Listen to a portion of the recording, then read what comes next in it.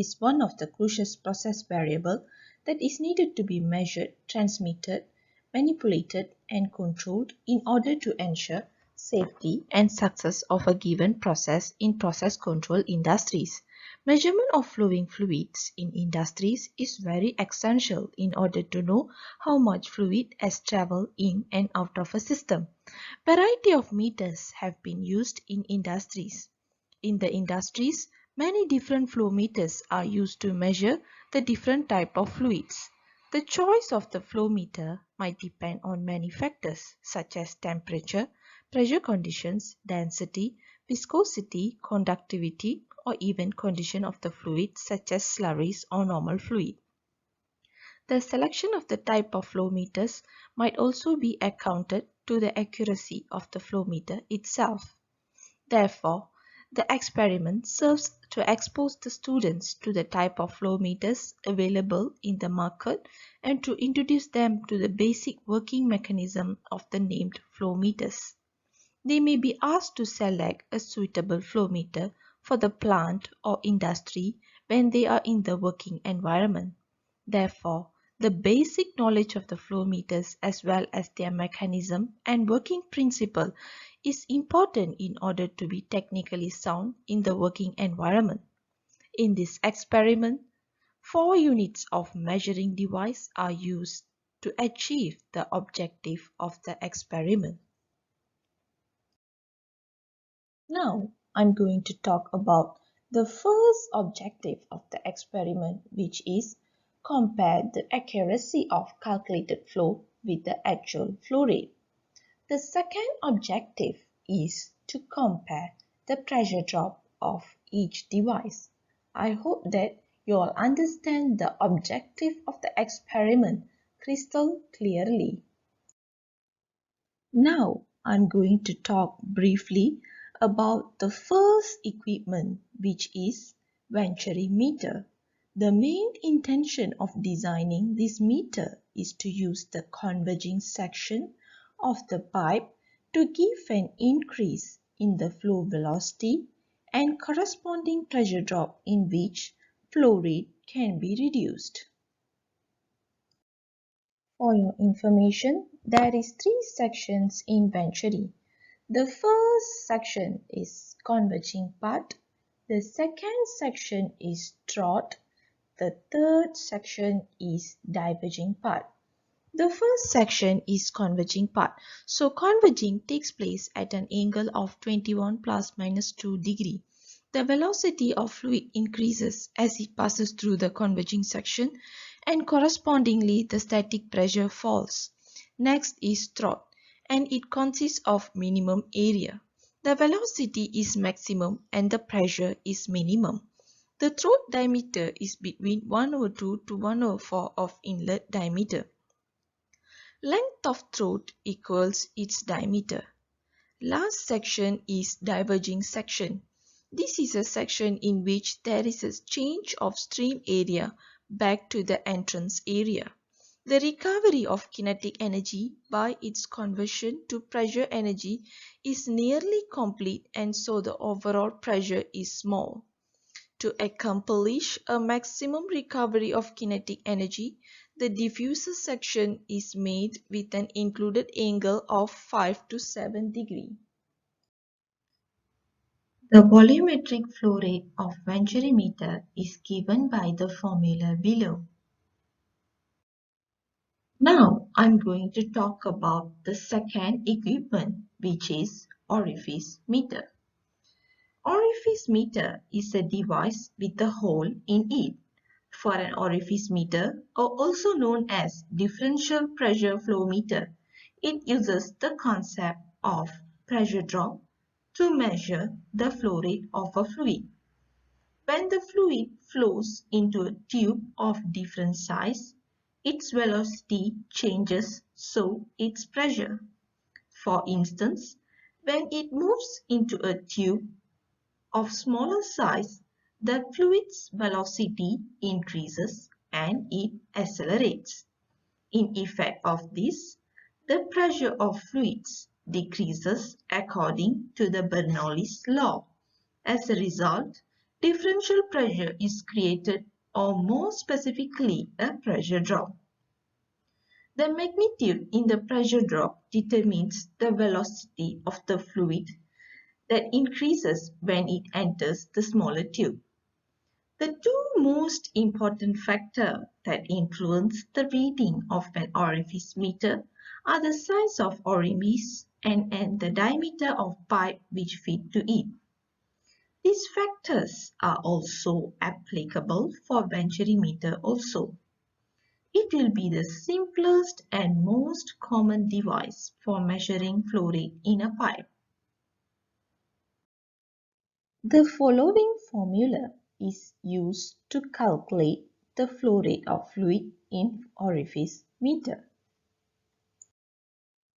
For your information, orifice meter and venturimeter are used to calculate volumetric flow rate or mean linear velocity. But pitot tube is very special as it measures a point velocity. It consists of a tube with short right-angled band which is placed vertically in moving fluid with the mount of band part directed upstream.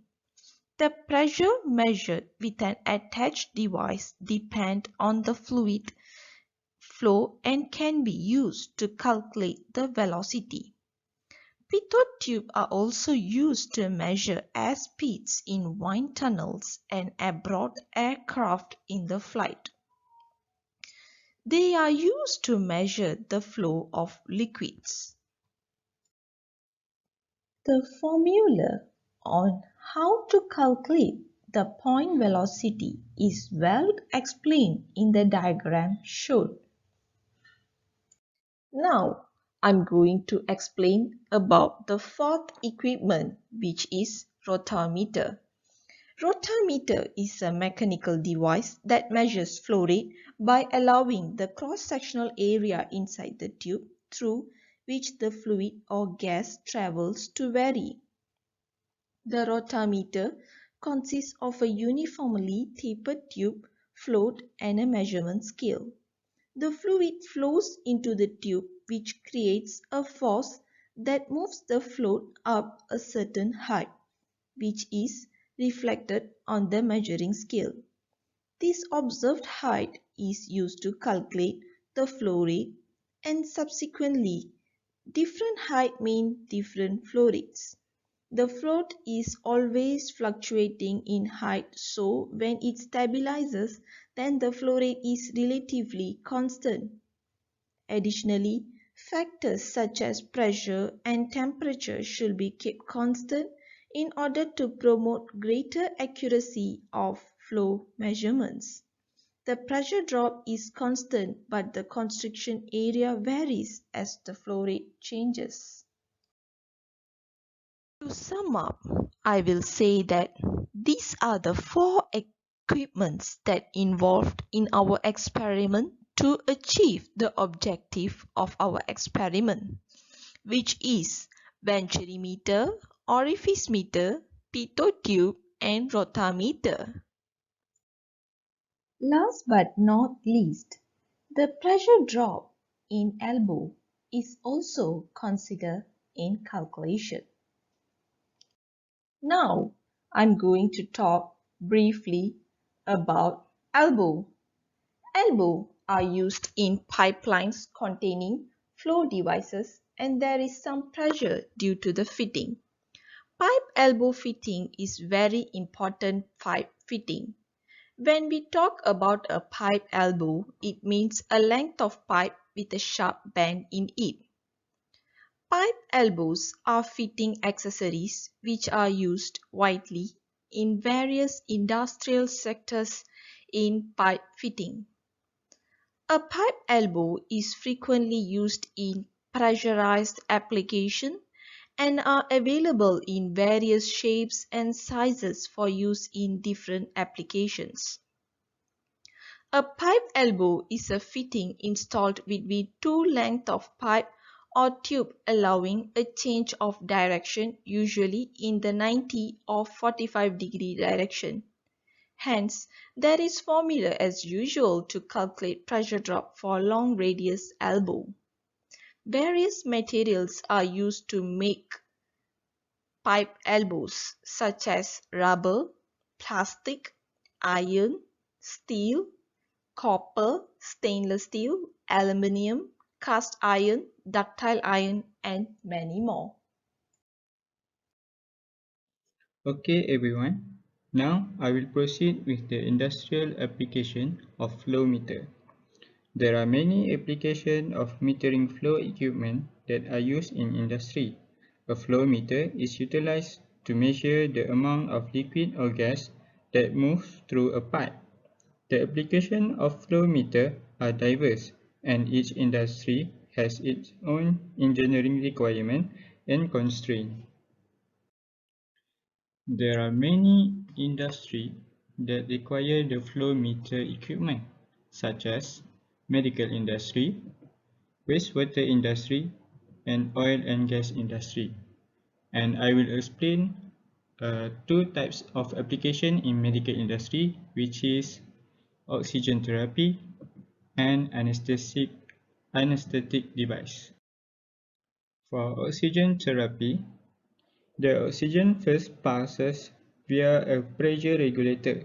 This regulator controls the high pressurized oxygen which is delivered from the cylinder.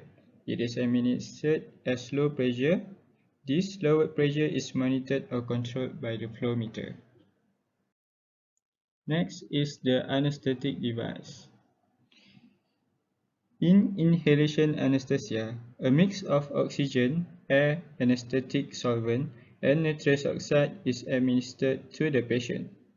These volatile anesthetics are mixed into the respiratory air in specific concentration into the anesthetic device, along with the expiratory and inspiratory volume flows. The flow meter, in this case, ensures that the patient receives the right mixture of gases as selected by the anesthesiologist, along with the set volume and pressure. Other than that, metering equipment such as meter are used in pipelines at wastewater collection system and treatment plants. They are utilized in wastewater pipes because their general plant structure considers solids to go through it as opposed to gathering before it. Last development in the channels consider progressive exact reading of the weight of the wastewater. Apart from that, crude oil pipelines, such as ones in Alaska, are exposed to extreme temperature during the long Arctic winter months. Another advantage of using the ventimeter in such volatile and fragile environment is that it has no moving parts. There is no risk of them freezing and breaking due to the thermal expansion. As a result, many engineers rely on flow meters to meet manufacturing requirements and reduce operating expenses.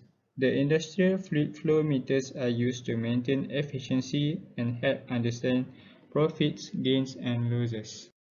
Okay, now we will proceed to the procedure of the experiment. This is the schematic diagram of the equipment that have in the lab. As we can see, there are four types of metering flow equipment that are used in the experiment. The first one is the ventimeter, next is the rotameter, then the orifice meter, and lastly the pitot tube. A 90-degree elbow are also used in the experiment. Okay, this is the metering flow equipment that have in the lab. This one is a different model from we had in the unit operation lab, but this is almost the same. The difference is does not have pitot tube in the equipment. The name of this equipment is Soltec Flow Meter Measurement Apparatus, model FM101. In the diagram, there are numbers that shows the part of the equipment. First is the manometer tube, second is the discharge valve, third is the water outlet, fourth is the water supply, fifth is the slider valve, and number 6 is rotameter, number 7 is 90-degree elbow, number 8 is the orifice, and the number 9 is venturi. Next is the overall picture of the equipment, which have pump switch, control valve, level gauge, pump, sump tank, flow control device, discharge outlet, and lastly the location of pitot tube that have in the lab. Now I will explain the setup of the experiment.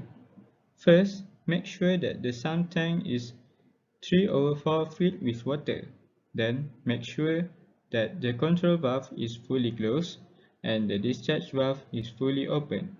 Next, turn on the pump switch and open the control valve slowly. In this stage, make sure that there are no air bubbles in the apparatus. To make sure there is no air bubbles, we just need to adjust the control valve.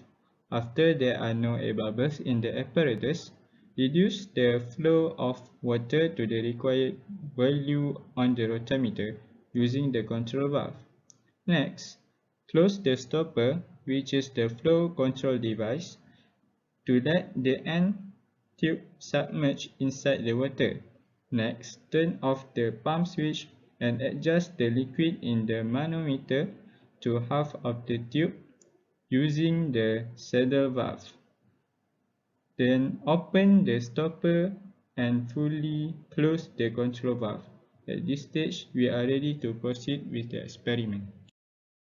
The manipulated variable in this experiment is the flow rate of water by adjusting the control valve, and the observation of this experiment is the difference height of manometer reading based on each of the device, which are venturimeter, orifice meter, and pitot tube.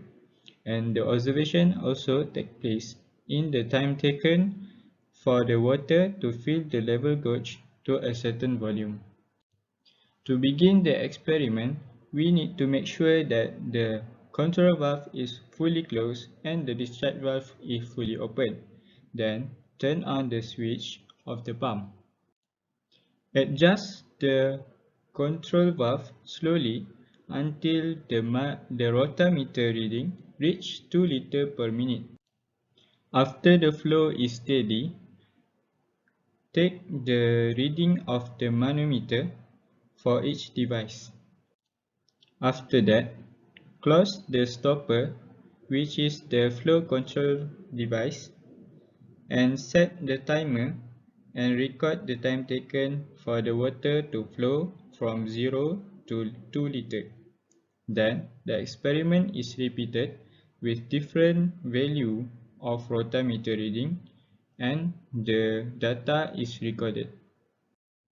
When conducting the experiment, we need to make sure that the stopwatch is start simultaneously when the stopper, which is the flow control device, is closed, which means it is placed at the discharge outlet for the time taken for the water to flow into the level gauge from 0 to 2 liters to avoid error.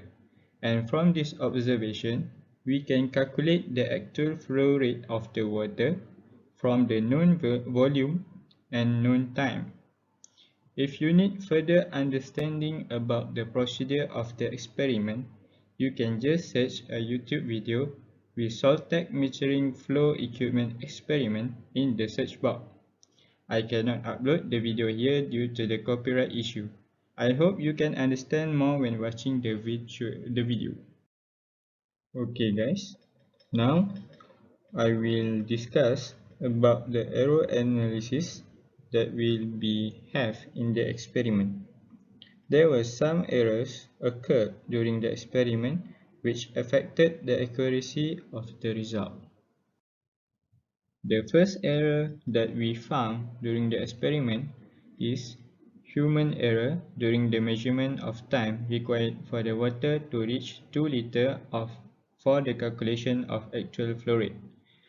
The inaccuracy and inconsistent in taking the reading were due to different human reaction time to start and stop the stopwatch. This will affect the accuracy of the measurement of the time required for the water to reach 2 liters and thus affected the accuracy of the actual flow rates. As we can see, the actual flow rate is slightly different with the flow rate at the rotameter reading. This is consequently affected the line of graph of CD against Reynolds number for the orifice meter. This graph shows the calculated discharge coefficient CD against the Reynolds number. We can see that the calculated value is slightly higher compared to the value from the plotted given. The second error that we found is that bubble forms during conducting the experiment. This will affect the pressure drop across each devices.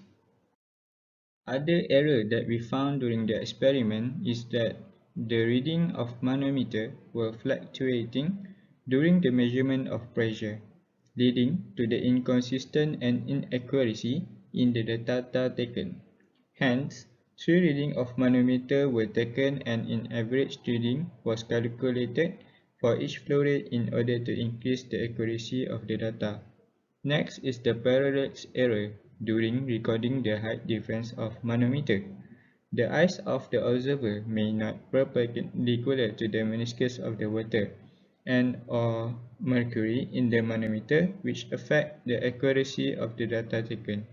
Next, maybe there are leakage occur at the same tank causing the error of actual flow rates.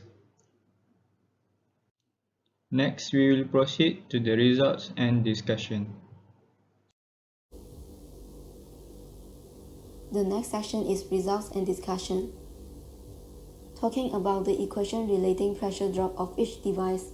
For orifice meter, Q, which represents volumetric flow rate, is proportional to delta H, which represents pressure difference across orifice. For venturi meter, Q is proportional to delta PV, which represents inlet pressure minus pressure at throat. While for pitot tube, V, which refers to velocity, is proportional to PT minus PS, which represents total pressure minus static pressure at wall. Lastly, for 90-degree elbow, V is proportional to delta P, which is pressure loss at elbow. According to the equations of flow rate or flow velocity for each device, it is shown that the pressure drop increases when volumetric flow rate or velocity increases. Based on this table, the pressure drop across each of the devices except orifice meter increases when the rotameter flow rate increases. The trend of pressure drop for orifice meter is disobeying the theory, which might be due to experimental errors such as the presence of bubbles which are being trapped inside the tube during the experiment.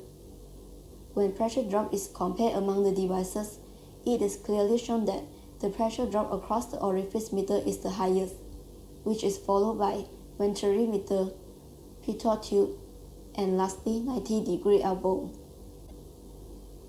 The highest pressure drop of orifice meter is due to the formation of turbulent eddies at the corners, caused by sudden contraction and enlargement before and after the vena contracta, which is the minimum jet area of orifice meter. This will lead to the increase in frictional loss and dissipation of mechanical energy.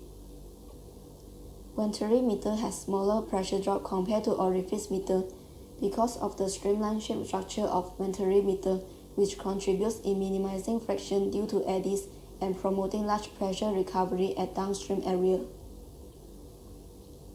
Pressure drop across 90-degree elbow is the lowest. This is due to the largest diameter of 90-degree elbow among all of the flow measuring devices, as larger diameter of pipe will cause lower pressure drops. The flow rate of each of the devices can be calculated by using the equations relating the pressure drop which were shown in the previous slides. Based on this table, it is observed that the actual flow rates are lower than the calculated flow rates for all the devices. The relative true error is calculated by the formula of modulus of calculated flow rate minus actual flow rate divided by calculated flow rate multiplied with 100%. After calculating the relative true error for each device, the highest relative true error for each device is presented below the table. It is observed that orifice meter has the highest relative true error, which is up to 97.33%, followed by pitot tube, 90-degree elbow, and the lowest is venturi meter. According to the formula of relative true error, the high value of calculated relative true error is because of the high difference between calculated flow rate and the actual flow rate. As mentioned previously in the equations relating pressure drop of each device, the calculated flow rate is proportional to the pressure drop. This in turn means that the pressure drop occurred during the experiment is significantly higher than the theoretical value of pressure drop. Therefore, it is concluded that the lower the accuracy in pressure drop, the higher the relative true error in flow rate, which indicates the lower the accuracy in calculated flow rate compared to the actual flow rate. When discharge coefficient of venturi meter and orifice meter are compared, the result is the discharge coefficient of orifice meter is greater than discharge coefficient of venturi meter. Based on the formulas, discharge coefficient is directly proportional to flow rate, where flow rate is proportional to pressure drop. Hence, since the pressure drop of orifice meter is higher, its flow rate is higher, and thus it has higher discharge coefficient than venturi meter.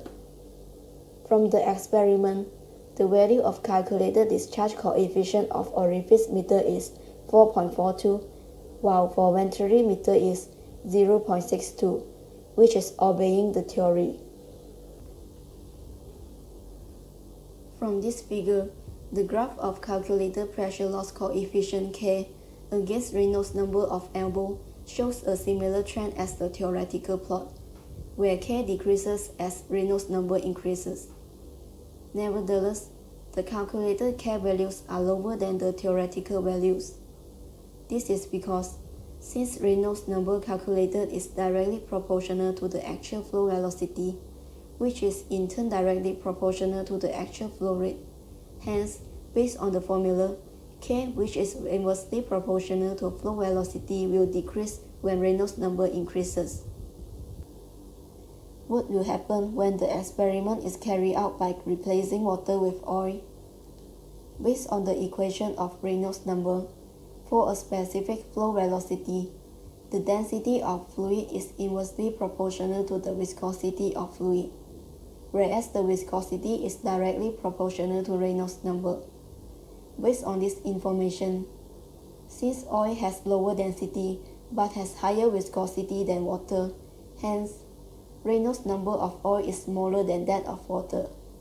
Smaller Reynolds number means that less turbulence is generated in the fluid stream in the pipeline, thus leads to lower pressure drop across the flow measuring devices. In the other way around, higher viscosity of oil leads to lower wall shear rate according to the formula of shear rate.